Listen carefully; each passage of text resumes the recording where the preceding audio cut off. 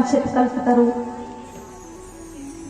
तड़िदित विनिंदित पीतांबरधारी श्री बालकृष्ण लाल की वांग में प्रत्यक्ष मूर्ति श्रीमद् भागवत महापुराण।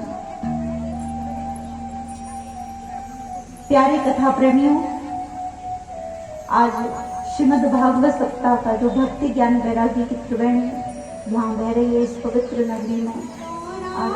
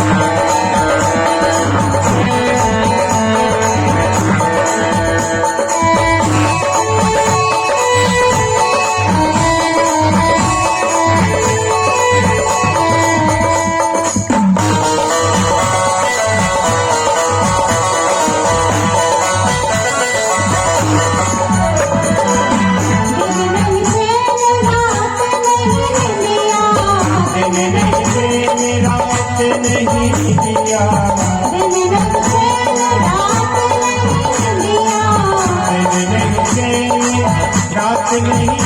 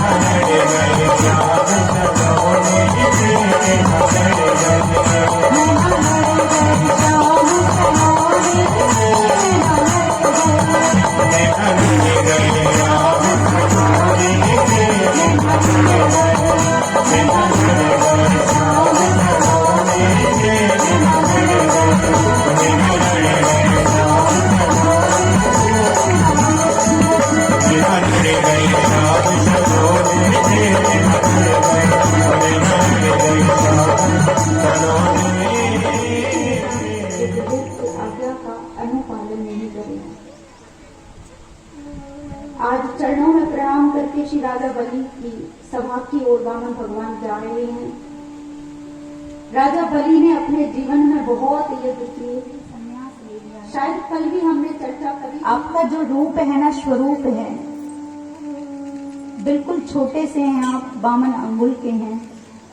ऐसा लगता है कि आपने बचपन में घर को, परिवार को, सभी को त्याग दिया, सब कुछ छोड़ दिया। इतनी विरक्ति कैसे आई आपके मन में कि माता को छोड़ दिया, पिता को छोड़ दिया, संसार से बिल्कुल अलग हट करके विरक्ति इतनी सी उम्र में। आज आप जैसे संत के चरण कमल यहाँ पधारे, मेरा जीवन धन्य हो गया। मुझे लगता है कि मैंने अपने जीवन में जितने भी पुण्य किए हैं, सत्कर्म किए हैं, अच्छे कार्य किए हैं, व्रत किए हैं, दान पुण्य किए हैं, पूजा पाठ किए हैं, उन सब का फल स्वरूप आज आप जैसे संत का हमें दर्शन प्राप्त हुआ।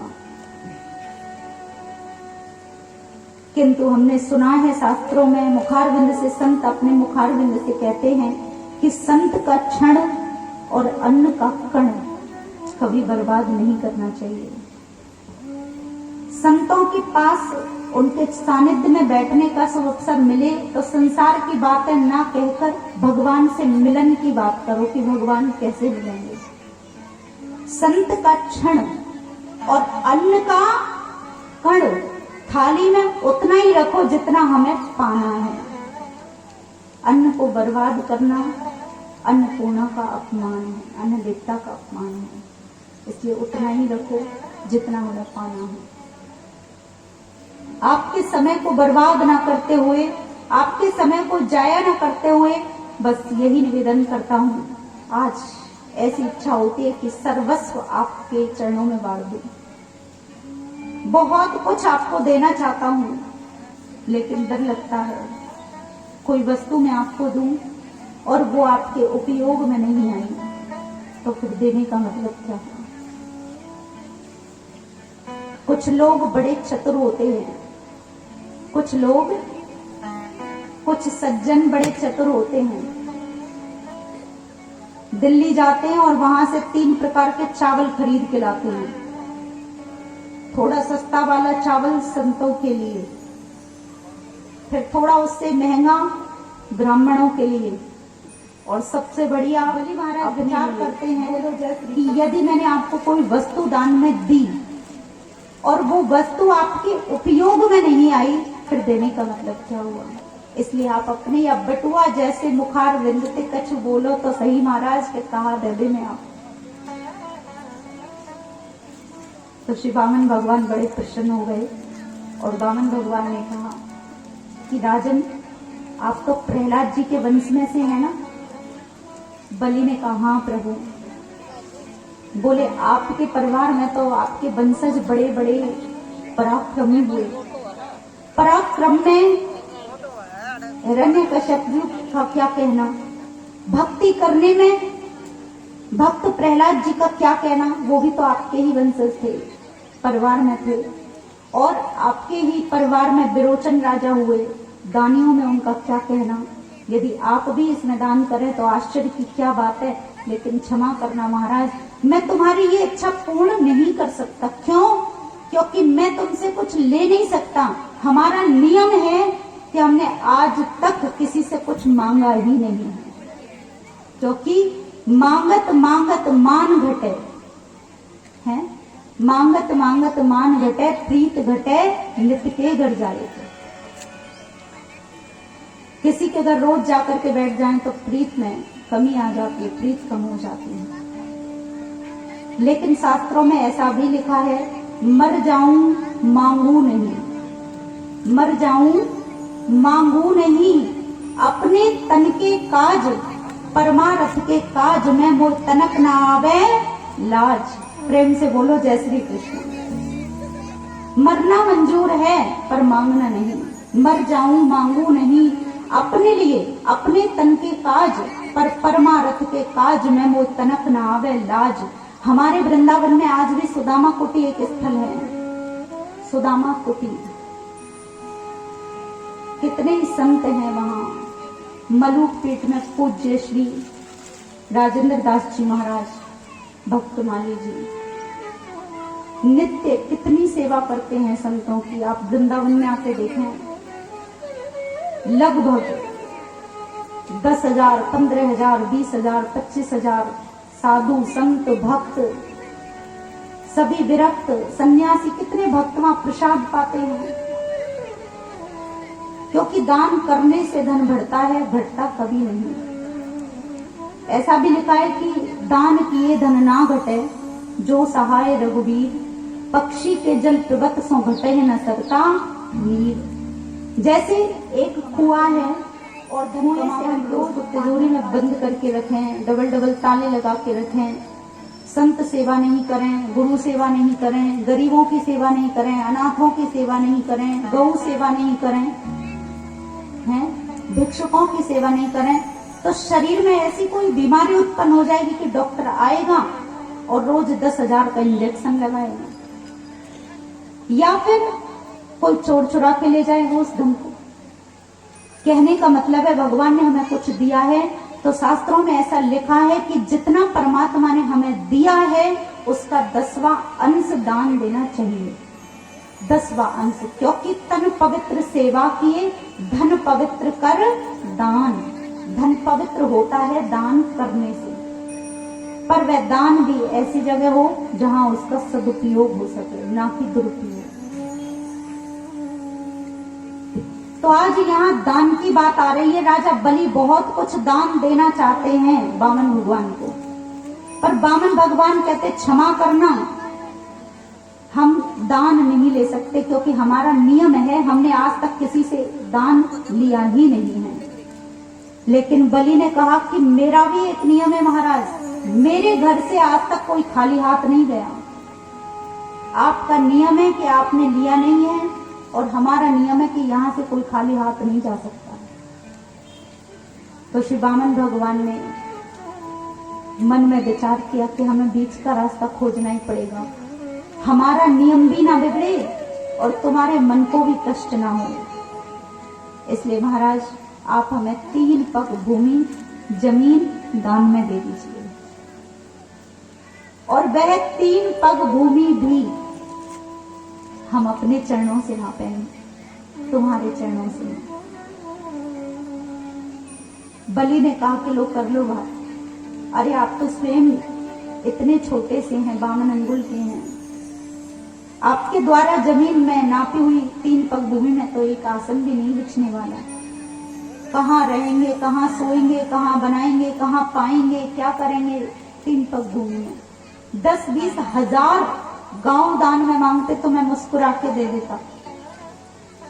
10-20-50 हजार गौ माता दान में मांगते तो मैं मुस्कुरा के दे देता।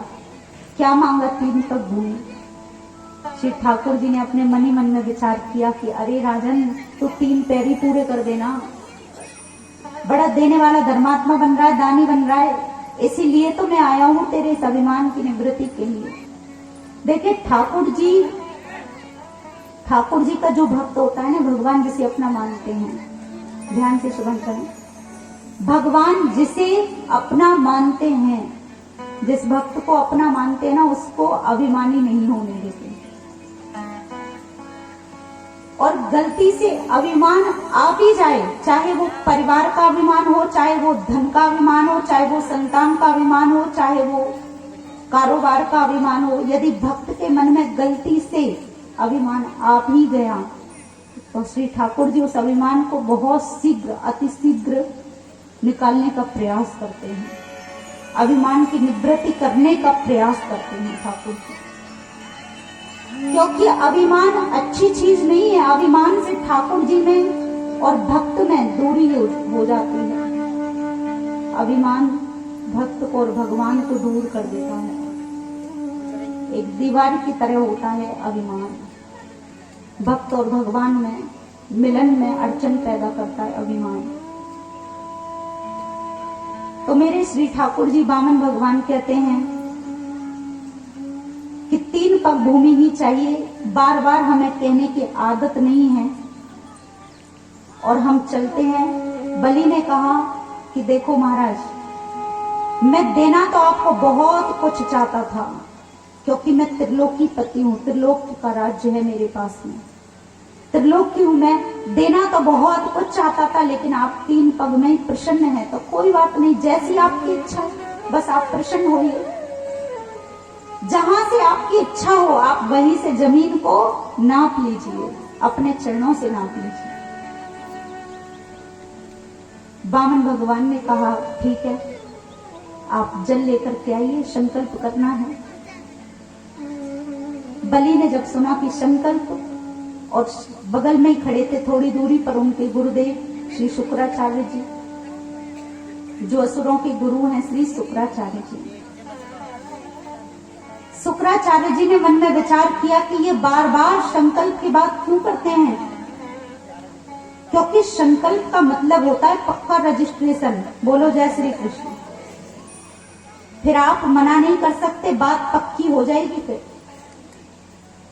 लेकिन बलि ने हाथ जोड़ करके जैसे संकल्प के लिए तैयारियां करनी प्रारंभ की, तो गुरु शुक्राचार्य जी ने नेत्र बंद करके ध्यान लगा के देखा, और उनके नेत्र बंद होते ही उनके हृदय में क्या प्रकट होता है कि ये साक्षात जो वामन सामने खड़ा है, ये वामन नहीं, ये तो साक्षात भगवान विष्णु है, साक्षात नारायण है। और ये छलने के लिए आए हैं। आज सब कुछ बर्बाद होने का समय आ गया बलि का, ये तो देवताओं के कार्य को बनाने के लिए आए हैं। लेकिन आज गुरु शुक्राचार्य जी ने आवाज लगाई बलि को कि राजन। बलि ने कहा हाँ गुरुदेव, चरणों में आकर के प्रणाम कर बोले कहिए गुरुदेव की आज्ञा है।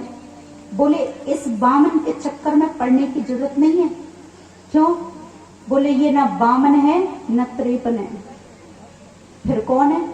बोले ये साक्षात भगवान विष्णु है, और ये वेश बदलकर तुम्हें छलने के लिए आए हैं, देवताओं के कार्य को बनाने के लिए। इनके चक्कर में पड़ गए ना तो बर्बाद हो जाओगे, कुछ नहीं बचेगा। इसलिए इनसे मना कर दीजिए कि महाराज लेने देने की मैंने कोई बात नहीं की, फिर कभी पधारना, अभी मेरे पास समय नहीं है, फिर कभी आना। बलि की आंखों में अश्रु आ गए, नेत्र सजल हो गए, और बलि महाराज कहते हैं कि गुरुदेव ये आप क्या कह रहे हैं? एक संत को आशा लगाकर, एक भक्त को आशा लगाकर और उसको मना कर देना, ये मर्यादा के विरुद्ध है। मैंने मन से संकल्प कर लिया है, जल लेकर नहीं किया तो क्या हुआ? मन से तो मैं संकल्प 3 पग भूमि का कर ही चुका हूं। और मैंने तो सुना है कि गुरु भगवान से मिलाते हैं, लेकिन आप घर आए भगवान को भगा रहे हैं। और मेरे तो बड़े धन्य भाग हैं कि गुरु गोविंद दोऊ खड़े, काके लागू पाए, बलिहारी गुरुदेव की मोय गोविंद दियो मिलाए। आज मेरे बड़े सद्भाग्य हैं कि गुरुदेव आपने मुझे भगवान का साक्षात्कार करवाया कि ये साक्षात भगवान विष्णु हैं। और आज गुरुदेव को भी ठुकरा दिया। वैसे चरणों में प्रणाम करके कहा कि क्षमा करना गुरुदेव, क्योंकि संसार में भगवान रूठ जाएं पर गुरु नहीं रूठा चाहिए। क्योंकि भगवान रूठ जाएं व्यक्ति से, यदि भगवान रूठ जाएं तो ठौर ठिकाना है गुरु के चरणों में। गुरुदेव से जाके हम कह सकते हैं कि हमसे भगवान नाराज हैं, लेकिन गुरुदेव अगर रूठ जाए तो फिर किससे कहेंगे? गुरु रूठ जाए तो फिर किससे कहा जाए कि गुरुदेव रूठ गए? कौन मनाए, कैसे मनाए? लेकिन आज राजा बलि ने हाथ जोड़कर कहा क्षमा करना गुरुदेव, आपकी सभी आज्ञा सिरोधार्य हैं, पर जो आप इस वामन को यहाँ से खाली हाथ जाने की अनुमति देते हैं, ये क्षमा। जिए ताई कोट बैरी समूह यद्यपि परम सने। क्या लिखा था उस पत्र में तुलसीदास जी ने कि जिसको सीताराम जी प्यारे नहीं लगते हों, जिसे श्री राधे श्याम जी से प्रेम ना हो, जो भगवान से प्रेम नहीं करता, चाहे वो खास हमारा पिता हो, चाहे खास पति हो, चाहे वो खास हमारा पुत्र हो, चाहे कोई भी क्यों ना हो, उसका त्याग कर देना चाहिए। जो भगवान विभीषण बंधु भरत में तारी, गुरुवन तजो कांत ब्रजवन तन, भय मुद मंगलकारी।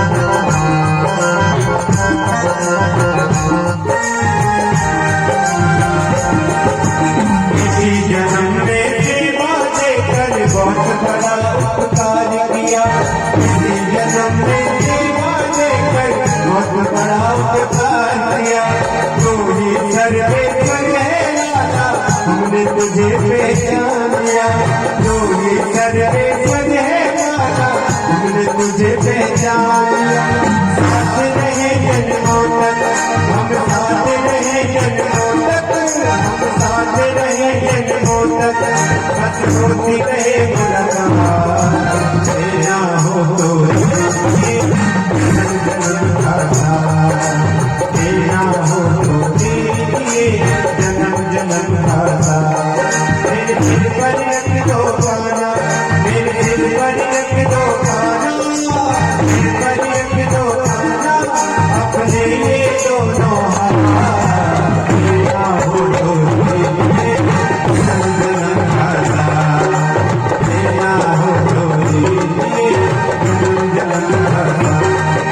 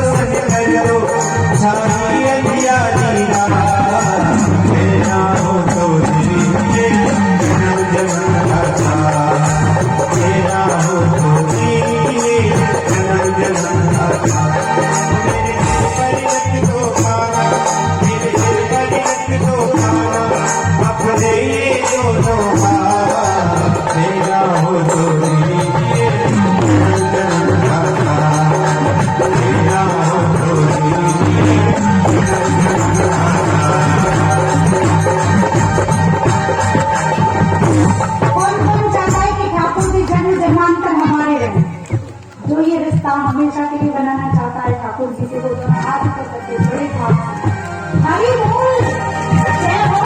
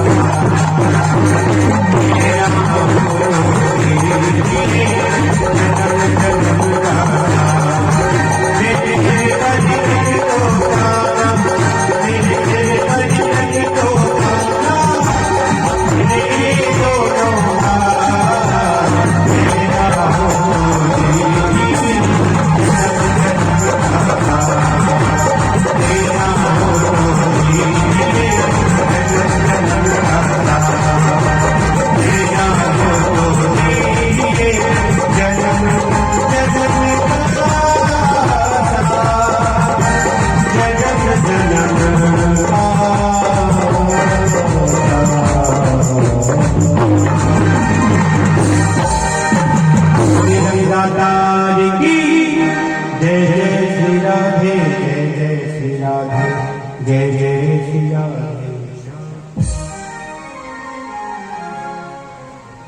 कभी लेता नहीं भाव से एक फूल भी दे तो मुझे स्वीकार है। बांध लेते भक्त मुझको प्रेम की जंजीर में, इसलिए इस पृथ्वी पर होता मेरा अवतार है। भाव के बस में है भगवान। ये 60,000 पुत्र शगर पुत्र उनका पीछा करते हुए गए। जमीन को इतना खोदा, कपिल मुनि को चोर समझा सगर पुत्रों ने, और जैसे पत्थर लेकर प्रहार करना चाहा उन पर, तपस्वी जो भगवान के ही अवतार हैं कपिल मुनि, उनके नेत्र खुले और उनकी क्रोधाग्नि से 60,000 सगर पुत्र जलकर के राख की ढेरी बन गए। जैसे ये समाचार श्रवण किया, बड़ा दुख कष्ट हुआ महाराज को। असमंजस का विवाह हुआ, उनके पुत्र हुए अंशुमान। अंशुमान जी ने आकर के क्षमा मांगी, प्रार्थना की कि कैसे मेरे चाचाओं का उद्धार हो। श्री भागीरथ जी आगे चल करके कितने लोगों ने तपस्या करी, अंशुमान जी ने तपस्या करी, वे भी गंगा मैया को नहीं रख पाए, प्रकट नहीं कर पाए। क्योंकि कपिल मुनि ने कहा था कि इनका उद्धार केवल सगर पुत्रों का उद्धार गंगा माता से ही होगा। उनका वे स्पर्श जब करेंगे तो गंगा जी का स्पर्श मात्र से इनको स्वर्ग की प्राप्ति हो जाएगी। अंशुमान जी ने तप किया, लेकिन गंगा जी प्रकट नहीं हुई। जो यज्ञ की शेष आहुति रह गई थी वो भी पूर्ण करवाई, लेकिन गंगा मैया प्रकट नहीं हुई। समय आने पर अंशुमान जी के पुत्र हुए दिलीप। दिलीप ने भी कठोर तप किया, लेकिन गंगा मैया प्रकट नहीं हुई। फिर दिलीप के पुत्र हुए राजा भगीरथ जी, और भगीरथ जी ने बड़ा कठोर तप किया। साक्षात गंगा मैया के उन्हें हृदय में दर्शन प्राप्त हुए, आकाशवाणी श्रवण की और कहा कि पुत्र मैं आने के लिए तैयार हूं मृत्युलोक में, पर जिस समय मैं इस संसार में आऊंगी, देवलोक से नीचे आऊंगी, तो मेरे वेग को कोई धारण करने वाला होना चाहिए। क्योंकि मेरा वेग इतना है कि जब मैं पृथ्वी पर गिरूंगी तो पृथ्वी को फोड़कर रसातल में चली जाऊंगी। इसलिए मेरे वेग को महादेव जी ही धारण कर सकते हैं।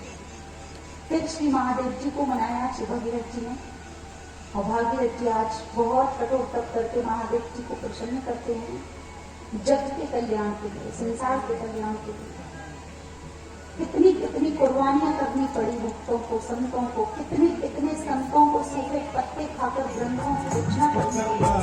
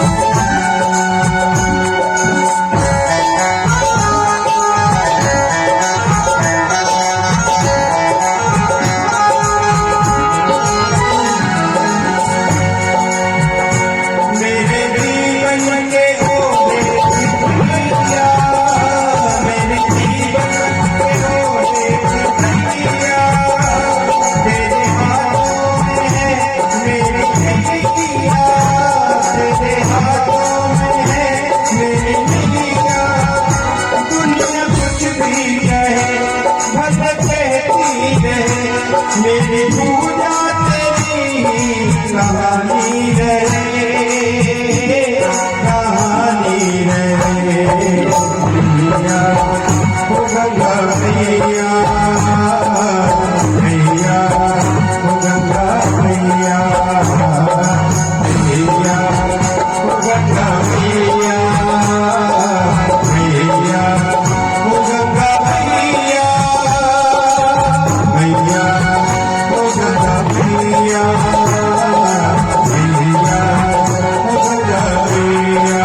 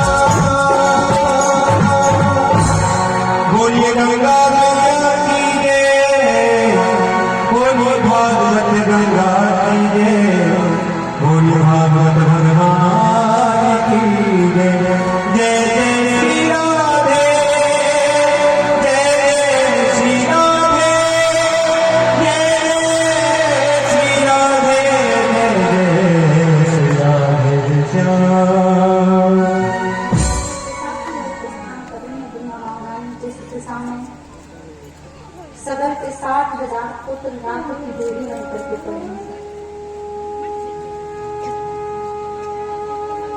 जैसे चलने लगी मैया गंगा प्रकट होकर के जटाओं से जटा शंकरी नाम पड़ा।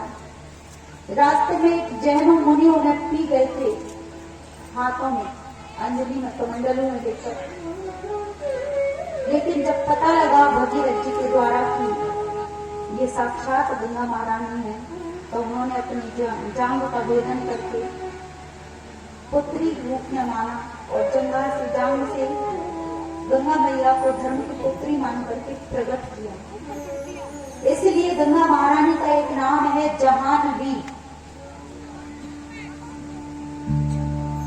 गंगा मैया के तो अनेक नाम हैं। विष्णु भगवान के पद चरणों से प्रकट हुए, इसलिए उनका नाम है विष्णुपदी। शंकर जी की जटाओं से प्रकट हुई, इसलिए नाम पड़ा जटा शंकरी। सुरसरी नाम पड़ा। कितने नाम है मैया के। गंगा तो वो है ही, पर जैसी लीला कर वैसे नाम।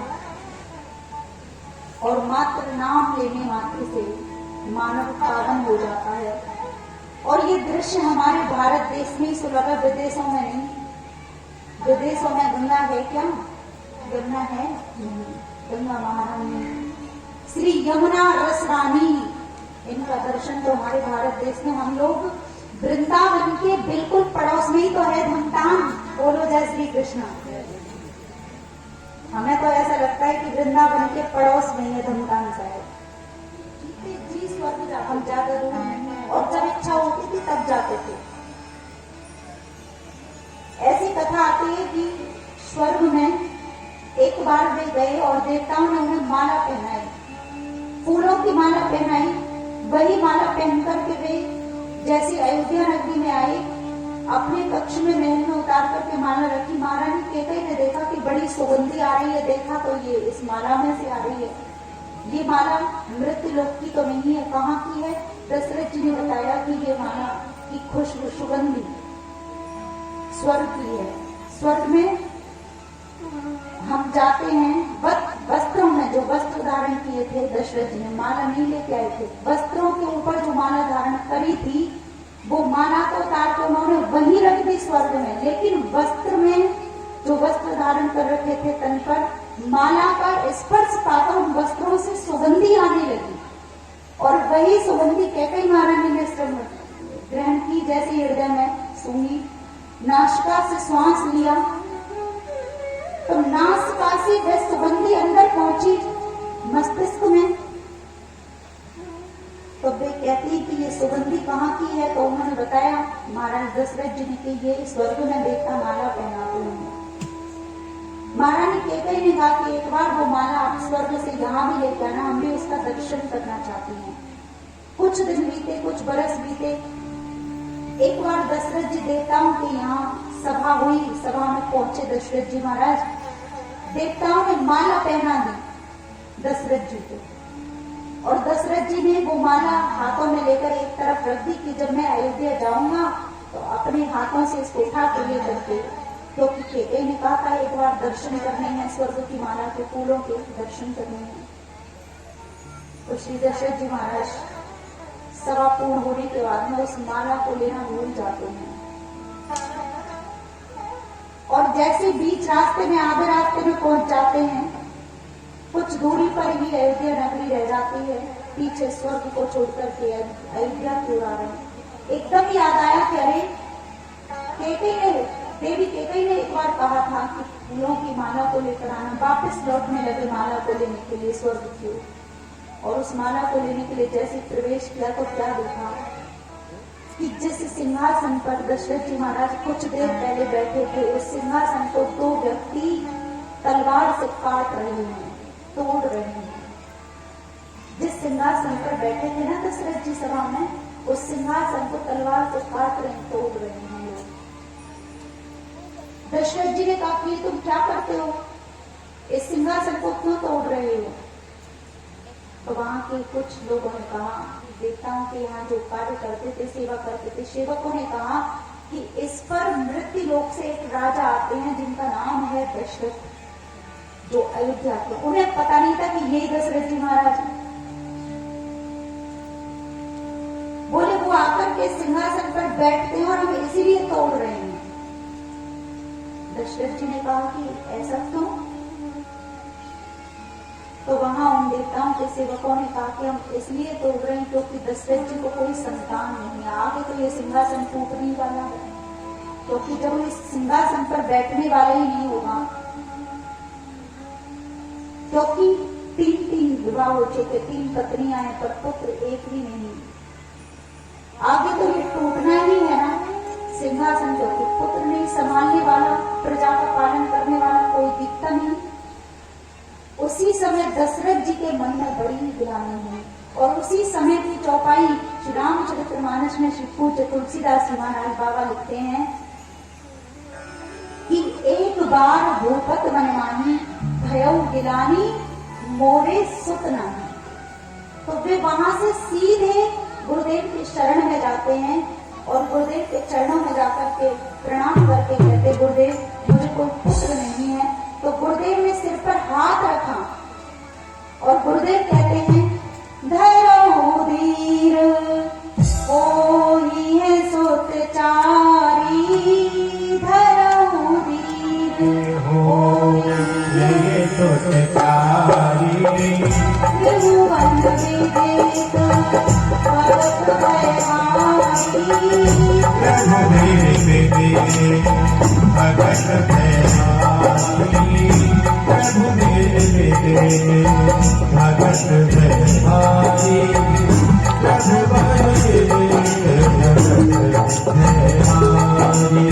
श्री दशरथ जी महाराज कहते हैं कि मुझे कोई पुत्र नहीं है, क्या वंश निर्वंश ही रह जाएगा, क्या प्रजा का पालन करने वाला कोई राजा नहीं होगा। लेकिन आज दशरथ जी की आंखों में अश्रु देख करके गुरु का हृदय पिघल गया। देखिए, गुरुदेव के चरणों में सिर रखने से सभी कामनाएं पूर्ण हो जाती हैं, इसमें कोई संदेह नहीं है। बस एक बार जिसने अपने सिर को गुरुदेव के चरणों में रख दिया, उसकी समस्त कामनाएं पूरी हो जाया करती हैं। दशरथ जी महाराज ने कहा कि तुम्हें एक नहीं, दो नहीं, तीन नहीं, चार पुत्र होंगे। 108 ब्राह्मणों की महिला को लेकर के पधारे पुत्र कामेश यज्ञ प्रारंभ हुआ। अग्नि में पूर्णाहुति जब डाली गई तो साक्षात अग्निदेव प्रकट होकर के आए, और अग्निदेव ने आकर के प्रकट होकर के हाथों में कलश लगा था जिसमें प्रसाद था, चरु खीर प्रसादी था। उस प्रसाद को समर्पित किया दशरथ जी के हाथों में। दशरथ जी ने वही प्रसाद गुरुदेव के चरणों में रखा। गुरुदेव ने उस प्रसाद को आशीर्वाद दिया। देखो, भगवान किसके घर आते हैं, ध्यान से सुनना। भगवान यदि दशरथ जी के घर आए तो वो पुत्र कामेष्टि यज्ञ से नहीं आए, वो गुरुदेव की कृपा से आए। क्योंकि भगवान का वचन है कि मैं उसी के घर जाता हूं जो गुरु के दर जाता है। प्रेम से बोलो जय श्री कृष्ण। जो गुरु के घर जाते हैं, भगवान कहते हैं हम उनके घर आते हैं, और जो गुरु के घर नहीं जाते, हम उनके दर नहीं जाते। गुरुदेव की बड़ी भारी महिमा है, क्योंकि बिना गुरु के भवसागर से कोई पार नहीं लग सकता। हम कितनी भी कथा श्रवण करें, सत्संग करें, जीवन में कोई गुरु नहीं है तो सब निष्फल है, कुछ मिलने वाला नहीं है। क्योंकि गुरु जीने का ढंग सिखाते हैं, किस तरह जीना है, किस तरह रहना है, किस तरह चलना है। सुमित्रा जी को सुमित्रा में फिर दूसरी बार प्रसाद में पानी, और आज सुमित्रा जी की आंखों में प्रेम की अश्रु झरझर बहने लगे। वे चरणों में गिरकर कहती हैं कि बहन कौशल्या जी और बहन सुमित्रा जी, ये महारानी केकई, आप दोनों ने हमें अपने अपने प्रसाद का आधा आधा भाग दिया है। हमने 2 बार प्रसाद खाया। यदि हमें 2 पुत्र हुए तो हमारे वचन देती तुम दोनों बहनों को कि अपने दोनों पुत्रों को हम तुम्हारे दोनों पुत्रों की सेवा में समर्पित कर देंगे। इसीलिए तो ऐसा हुआ। श्री राम जी की सेवा में और भरत जी की सेवा में सुमित्रा नंदन श्री लक्ष्मण और श्री शत्रुघ्न लाडली तो रहे। प्रेम से बोलो जय श्री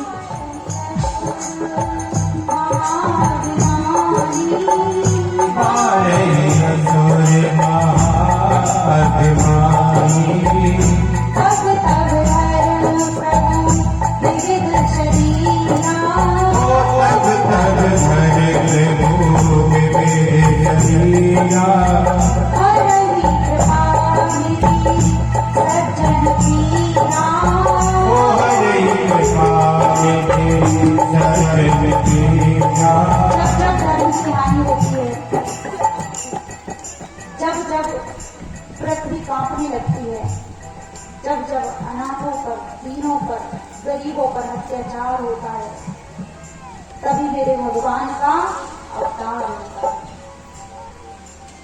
जब जमीन का और कमीन का मूल्य बढ़ जाए तो समझना कि भगवान आने ही वाले हैं। तो आज श्री ठाकुर जी प्रकट होकर के साक्षात आते हैं माता कौशल्या जी के कक्ष में, और महारानी कौशल्या जी के कक्ष में प्रकट होकर के भगवान ने दर्शन दिया। महारानी कौशल्या बड़ी प्रसन्न हुई कि आज मेरे यहाँ साक्षात भगवान प्रकट होकर के पधारे हैं। हाथ जोड़कर के भैया ने स्तुति करी कि बड़ी कृपा की कि आप आए। और मैया स्तुति किस प्रकार करती हूँ कि सशंख चक्र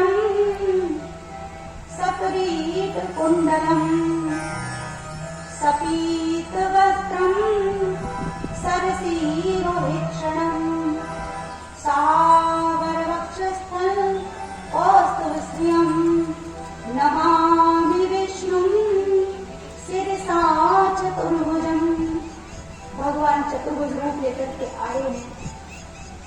आपने कहा था मैया, एक बार आपने स्वयंभू मनु और शत्रुका के रूप में तपस्या करी थी और कहा था कि चाहो तो वही समान सुख। तो मैंने भी आपसे कह दिया था कि आप सरिस खोजो कहा जाई, नृप तब तने होल में आई।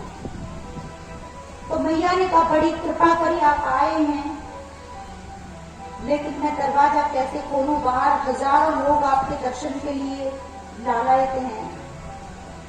दरवाजा खोलते ही सब घर में आएंगे, महल में आएंगे, सब कहेंगे ये कैसा बेटा जिसके 4-4 हाथ हैं। चतुर्भुज रूप लेकर के आए हैं प्रभु आप। तो भगवान ने 2 हाथ हटा लिए।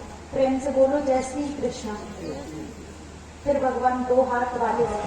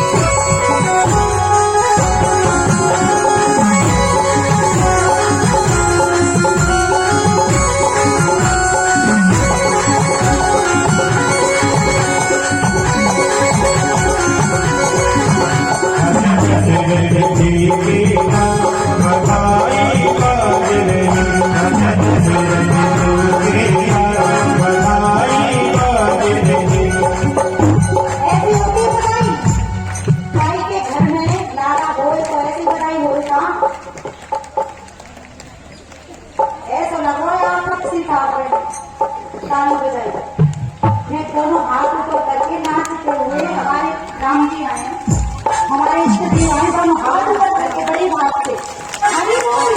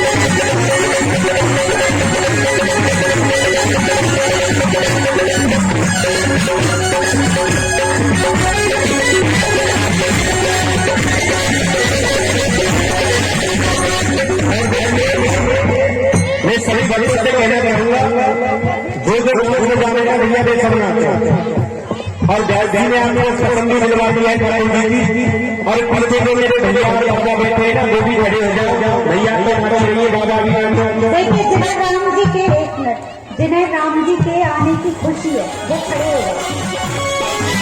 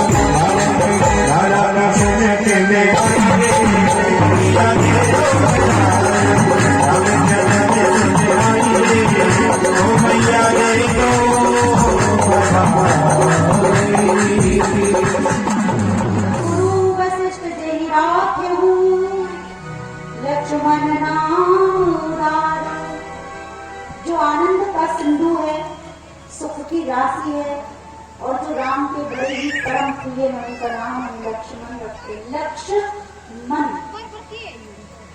लक्ष्मण का मतलब जिनके मन का लक्ष्य केवल श्री राम जी के चरणारविंद है। बार बार बर मांगऊं हरस देवो श्री रंग, पद सरोज अन पायनी भगति सदा सत्संग। राम जी के चरणों में ही जिनका मन लगा रहता है ऐसे हैं लक्ष्मण। चारों पुत्रों का नामकरण किया, फिर धीरे धीरे राम जी बड़े होते हैं। हमारी संस्कृति में, भारतीय संस्कृति में 16 प्रकार के संस्कार होते हैं। हर मानव के 16 प्रकार।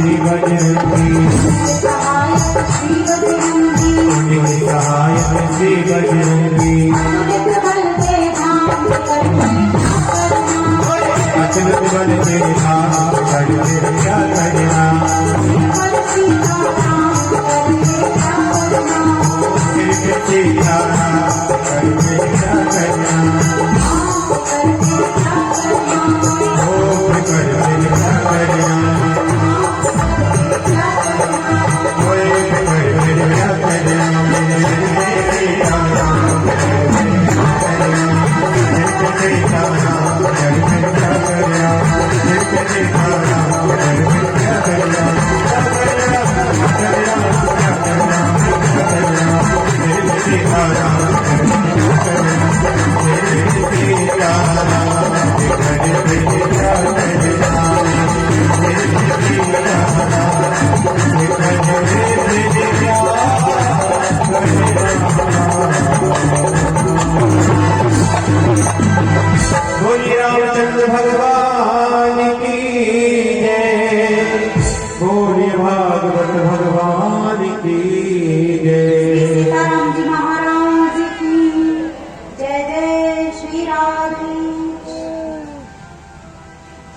बड़ा सुंदर प्रसंग आता है आगे।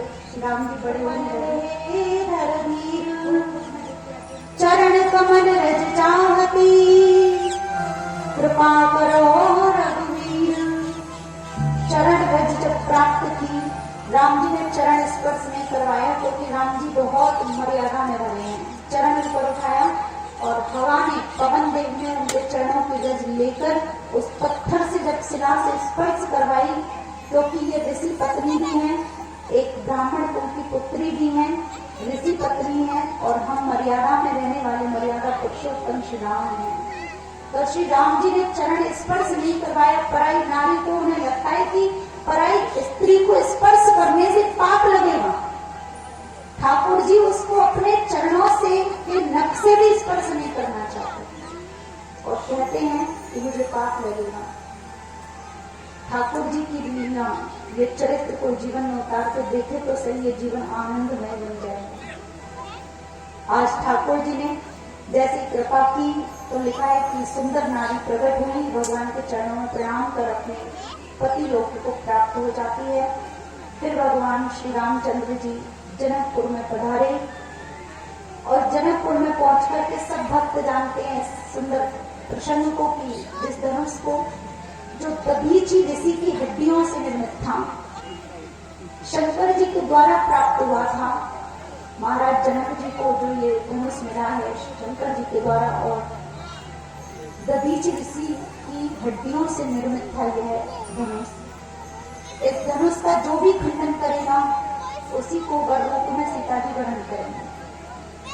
तो आज श्री रामचंद्र जी गुरुदेव की आज्ञा से खड़े हुए अपने स्थान से, सिंहासन से, हजारों नर नारी बैठे हैं, हजारों राजा बैठे हैं, कितनी सखियां बैठी हैं, कितने बड़े बड़े राजकुमार बैठे हैं।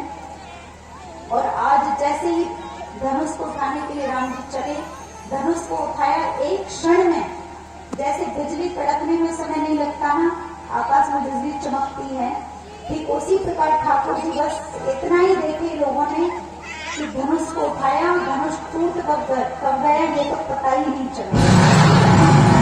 बोलिए श्री सीताराम जी महाराज की। एक क्षण की देर नहीं लगाई भगवान ने धनुष का खंडन करने में, धनुष के 2 टुकड़े कर दिए। फिर श्री सीता मैया वरमाला लेकर के पधारी और यहाँ सखियां बड़ा सुंदर भाव प्रकट करती हैं। श्रवण करेंगे। हो झुके तनक रघुवीर सिया मेरी बवारी की, झुके तनक रघुवीर सिया मेरी बवारी की, झुके तनक रघुवीर सिया मेरी बवारी की।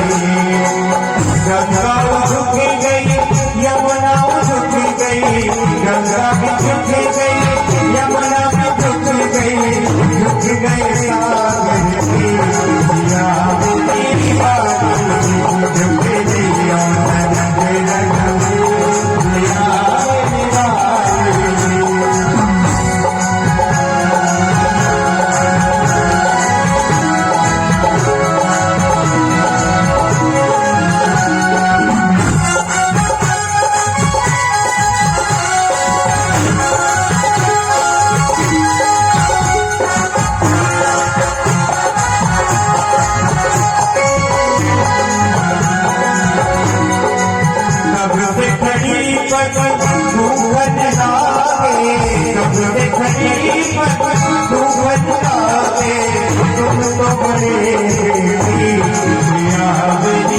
बारी, मुझे दिया रघुबी, दिया मेरी बारी, मुझे दिया रघुबी, दिया मेरी बारी, मुझे दिया रघुबी, दिया मेरी बारी, मुझे दिया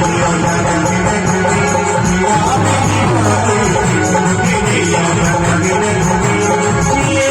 मेरी बारी।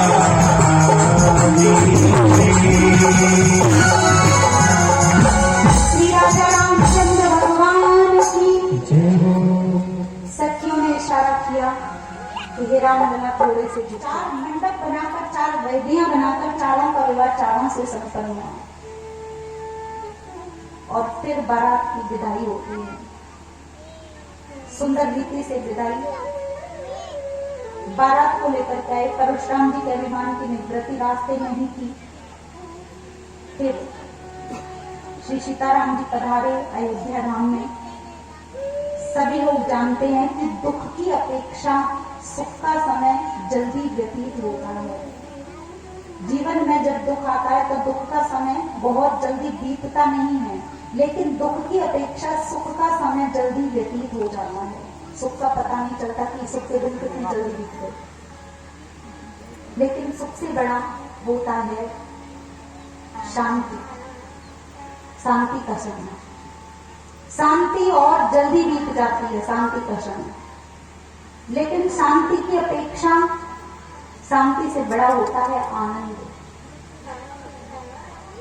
आनंद का समय जल्दी व्यतीत होता है, आनंद की अपेक्षा परमानंद और बड़ा होता है। इसका मतलब अयोध्या जी में केवल शांति नहीं है, केवल आनंद नहीं है, वहां तो साक्षात परमानंद है। परमानंद से बड़ा होता है ब्रह्मानंद। तो साक्षात ब्रह्मानंद उमड़ पड़ा है और आज सब लोग नाच रहे, गा रहे हैं, बड़े प्रसन्न हैं, विवाह हुआ है। लेकिन एक बात कहूं, जीवन में सुख आए ना तो ज्यादा खुश भी नहीं होना चाहिए, क्योंकि कभी कभी किसी की नजर भी लग जाती है। और आज अयोध्या जी को नजर लग गई। जो राम सबके प्रिय थे उनको वनवास मिल गया। 2 वरदान मांगे महारानी कैकेयी ने। पहला वरदान मांगा कि भरत जी को राज्य मिले। दूसरा वरदान रामचंद्र जी वन में चले जाए। और वन में जाना क्या था, ये तो भगवान की एक लीला है। ठाकुर जी हमें अपनी लीलाओं के माध्यम से उन लीलाओं को हमारे जीवन में परिलक्षित करना चाहते हैं। अपने चरित्र से हमें भगवान ये सिखाना चाहते हैं किस तरह मानव को जीना चाहिए। भगवान पधारे वन में, केवट में पार लगाया। केवट में जब पार लगा दिया तो भगवान ने उतराई में मुद्री दी। केवट ने यह विनती की, उतराई नहीं लूंगा राम पतित पावन सीताराम। आप मेरे द्वार आए तो मैंने पार लगाया, जब मैं आपके द्वार आऊंगा श्री राम जी, मैं नदी का, संसार का एक छोटी सी नदी का केवट, नदी में नाव से लोगों को पार लगाता हूं, लेकिन जब मैं आपके द्वार पर आऊं, आप तो संसार के स्वामी हैं, आप मुझे भवसागर से पार लगा दिया।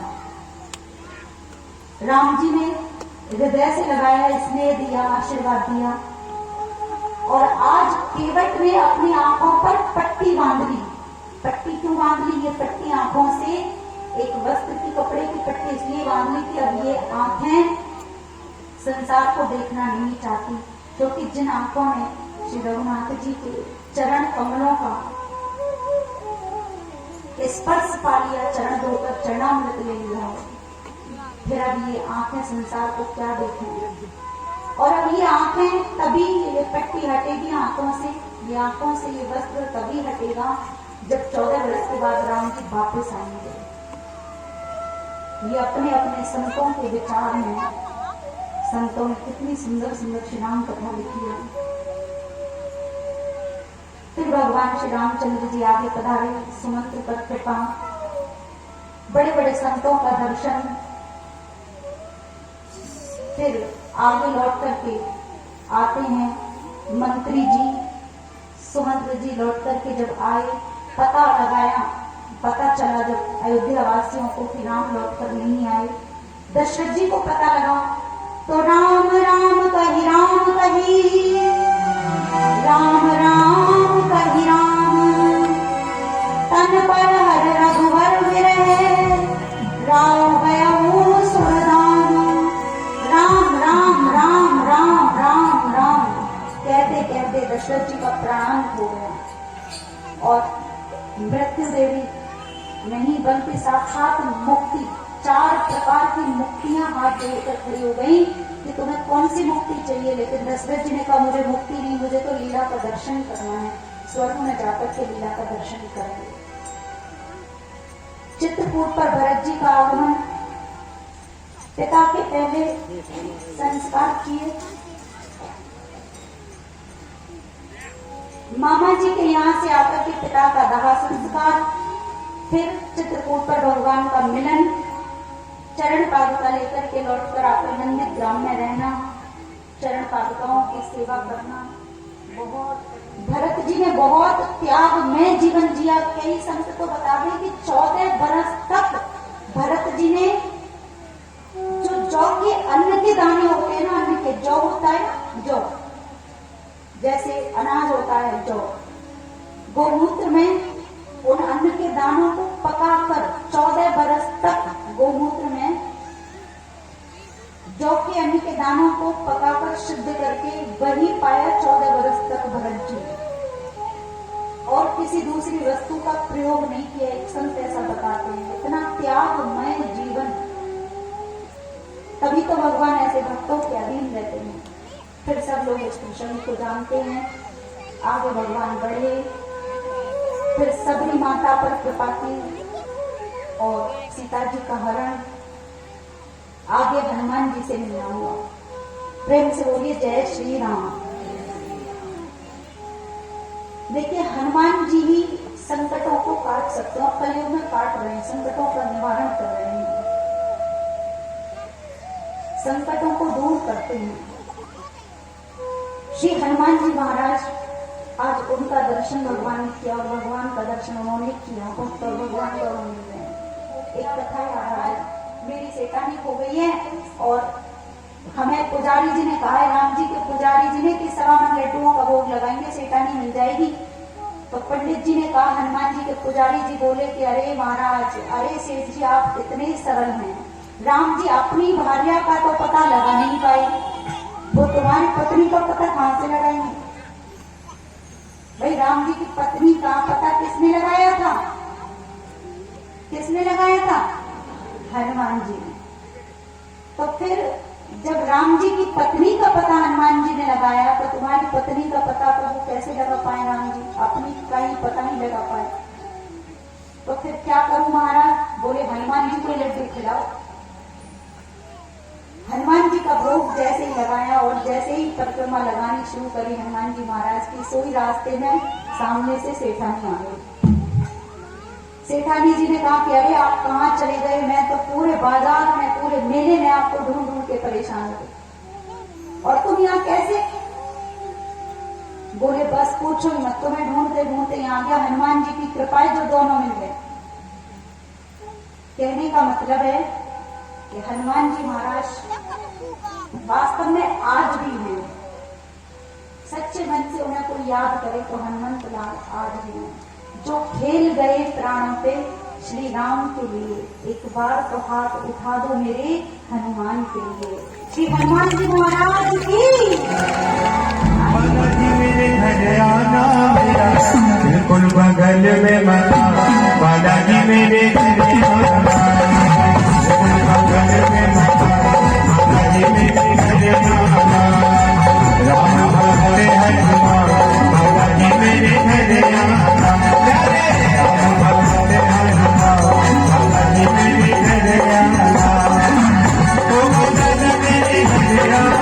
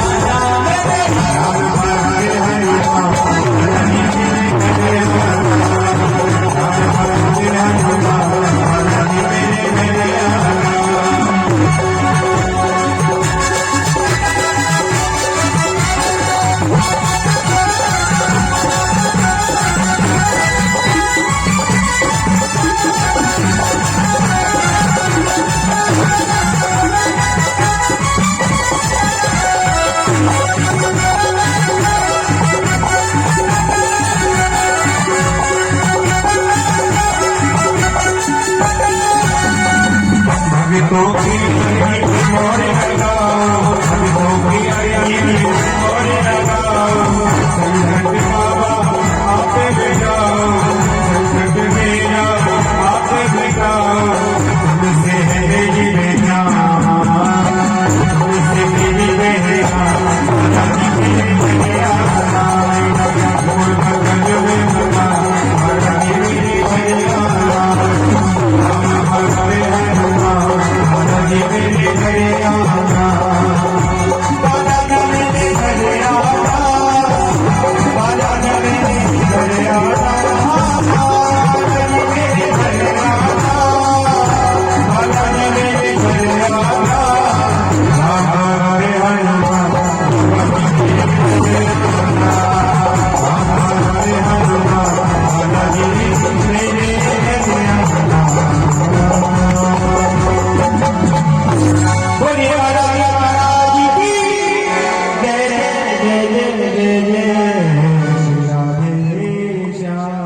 वो तीन चीजें हैं, रूप, शील, बल।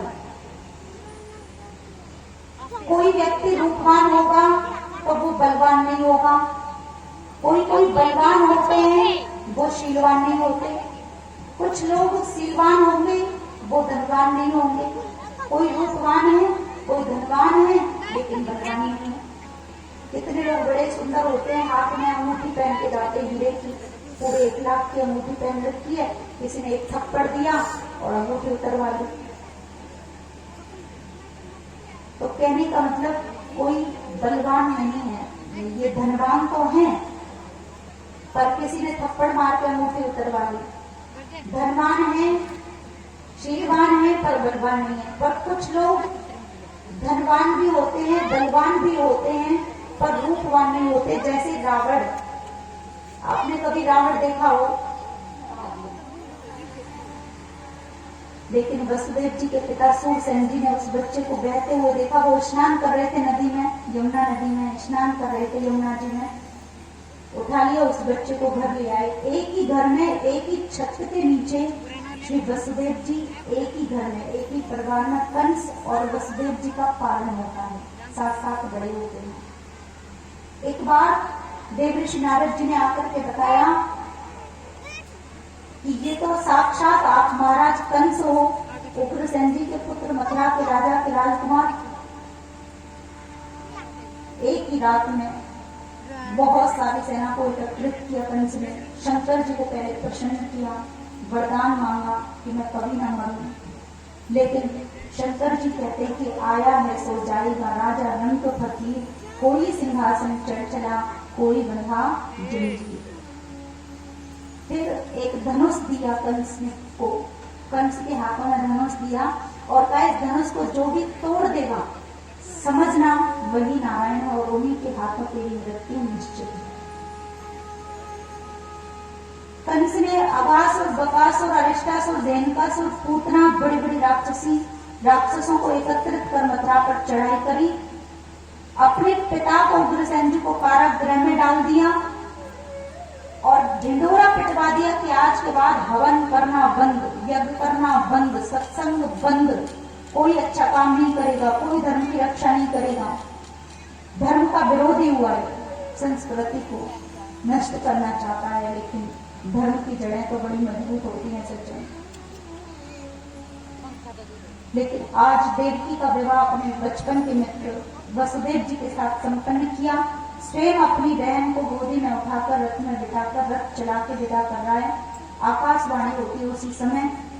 आकाशवाणी ने कहा कि अरे कंस, जिस बहन देवकी को तू विदा करा के ले जा रहा है, इसी देवकी के गर्भ से तेरा काल जन्म लेगा, अष्टम गर्भ तेरा काल होगा।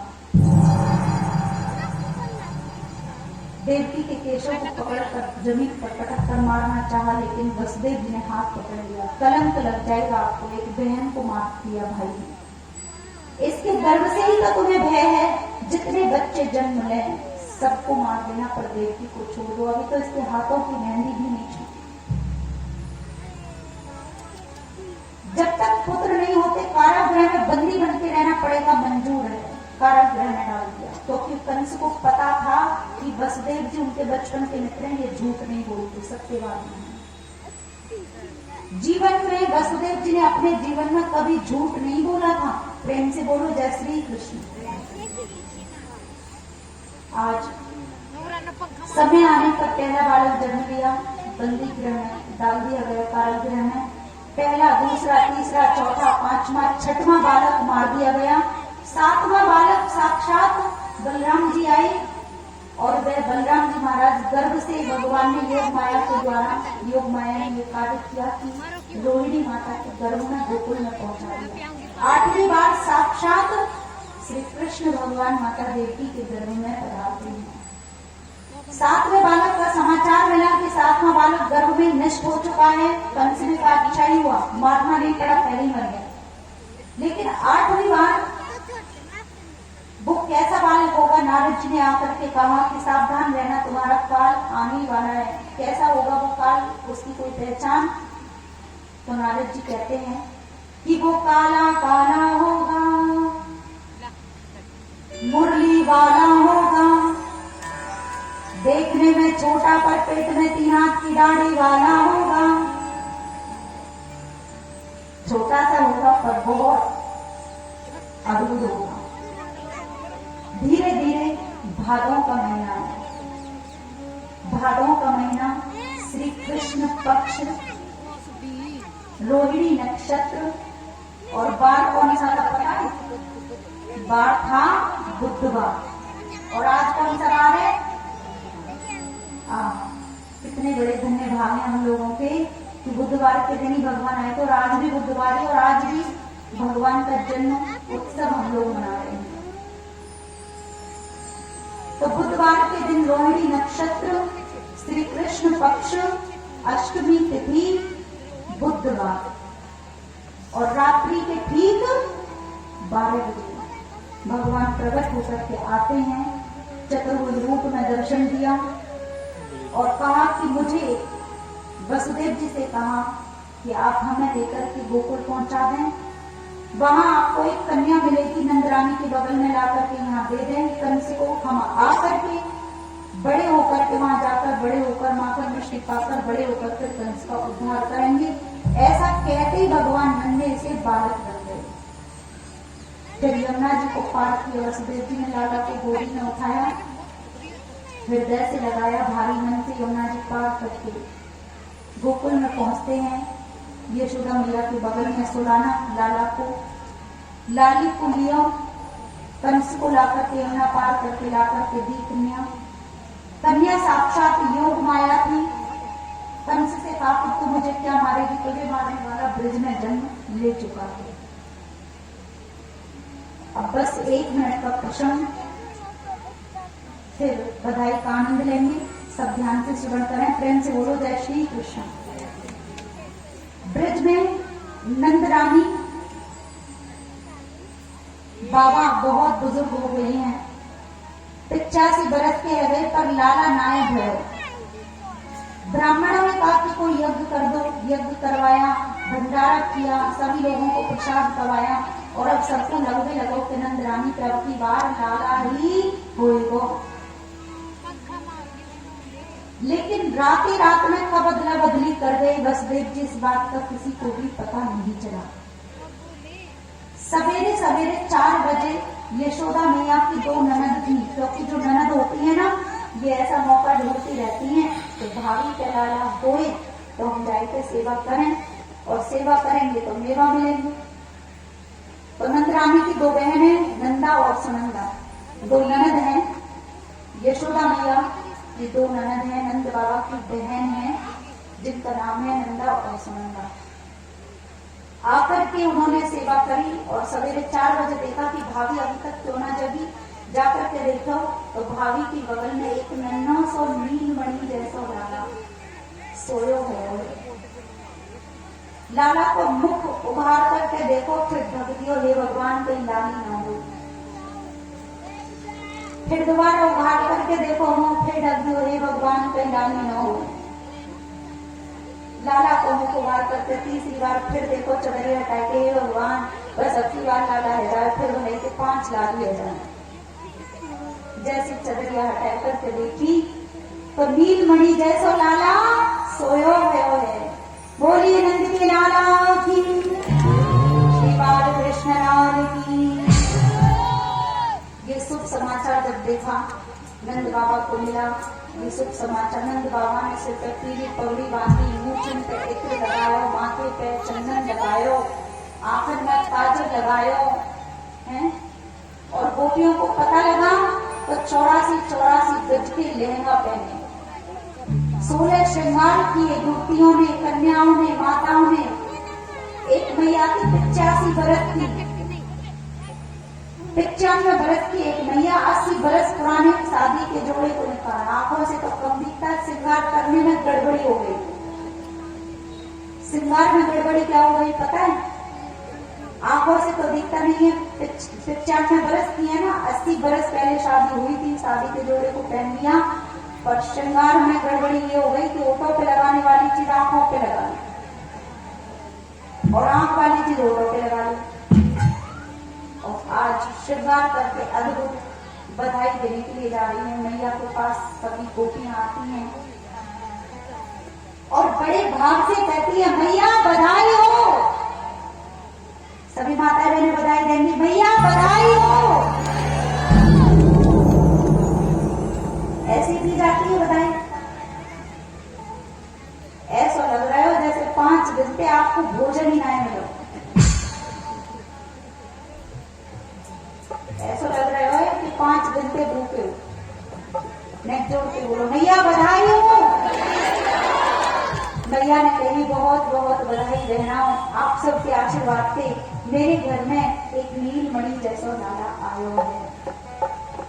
इतने में ब्रजवासी पीली पीली पगड़ी पहन के, पीली पीली बगलबंदी पहन के आए करके बाबा के बोले बाबा बधाई हो। सब भाई लोग ऊपर हाथ उठा के कहेंगे बाबा बधाई हो, बधाई हो। बाबा ने कही बहुत बहुत बधाई भैया, आप सबके आशीर्वाद से मेरे घर एक लाला आयो है।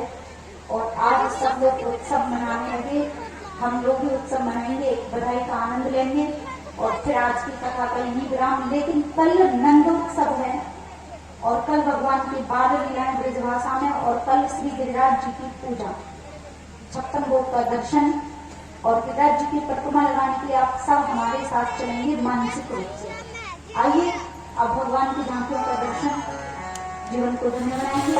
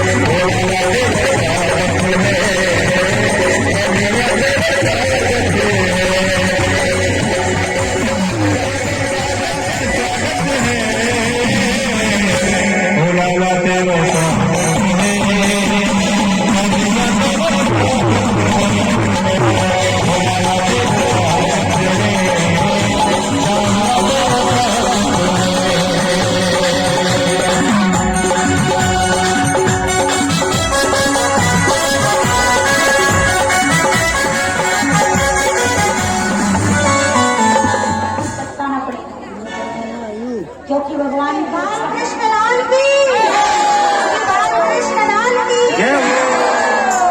आइए सभी पूजन करेंगे। पहले जो भी कमेटी के सदस्य हैं वो उसके उपरांत सभी भक्तों को बारी बारी से पूजन करना है, वज्रों का आनंद लेते हुए। हो ब्रज में है दिल के जयकार, नंद घर